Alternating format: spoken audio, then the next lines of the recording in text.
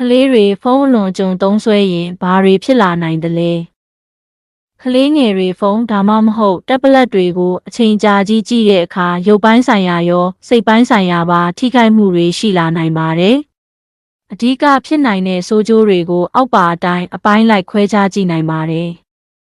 တရုပ်ပိုင်းဆိုင်ရာထိခိုက်မှုများမျက်စိကျန်းမာရေးဖုန်းမျက်နှာပြင်ကထွက်တဲ့အလင်းရောင်ကြောင့်မျက်စိညောင်းညာခြင်းအမြင်အာရုံဝေဝါးခြင်းနဲ့အဝေးမုံခြင်းတို့ဖြစ်လာနိုင်ပါတယ်။ကိုဟန်အနေထားဖုန်းကိုအကြာကြီးငုံကြည့်ရတဲ့အတွက်ဇက်ကြောတက်တာပခုံးနဲ့ကြောရိုးနာကျင်တာတွေဖြစ်တတ်ပါတယ်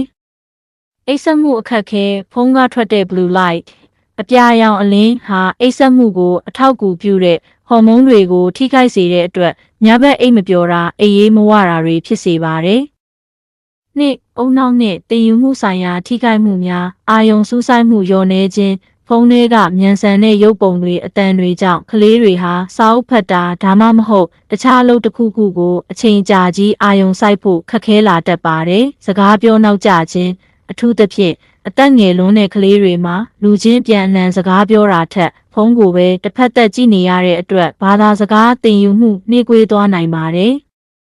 ၃စိတ်ခံစားမှုနဲ့ပေါင်းတင်ဆက်ဆံရေးစိတ်တူလွယ်ခြင်းဖုန်းမရတဲ့အခါဒါမှမဟုတ်ဖုန်းသိမ်းလိုက်တဲ့အခါကလေးတွေဟာပုံမှန်ထက်ပိုပြီးဒေါသထွက်တာကြီးကြတာမျိုးတွေလုပ်လာတတ်ပါတယ်လူမှုဆက်ဆံရေးအားနည်းခြင်းအပြင်ကတငယ်ချင်းတွေနဲ့စော်ကစားတာထက်ဖုန်းထဲမှာပဲအချိန်ကုန်နေတဲ့အတွက်တငယ်ချင်းတွေနဲ့ဘလို့ပြောဆိုဆက်ဆံရမလဲဆိုတဲ့လူမှုရေးအလေးကျင့်တွေနည်းသွားနိုင်ပါတယ်အဆုံးထိကြည့်ရှုပေးတဲ့အတွက်ကျေးဇူးအထူးတင်ပါတယ်